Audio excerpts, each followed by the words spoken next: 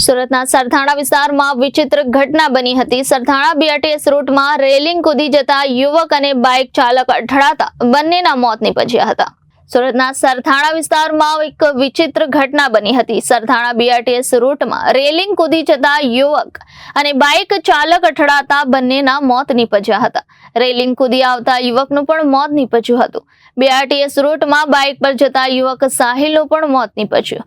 BRTS rally કૂદનારા 38 વર્ષીય દિનેશનું પણ મૃત્યુ થઈ ગયું છે।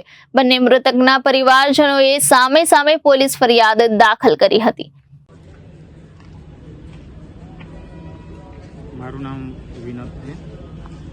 હું મૃતક સાહિલભાઈનો કાકા સંબંધી। સાહિલ મજૂરવર્તી ગામથી અહીંયા સુરતના પાસબ્ર વિસ્તારમાં કામ અર્થે ગઈકાલે સાંજે એ કામ પરથી રજા પડી અને પછી એને તબિયત બરાબર ના લાગતા એ બાઇક લઈને એના મિત્રો જોડે મેડિકલમાં દવા લેવા માટે નીકળ્યો અને પાસોદરા નજીકથી પસાર થતા બીઆરટીએસ રૂટમાં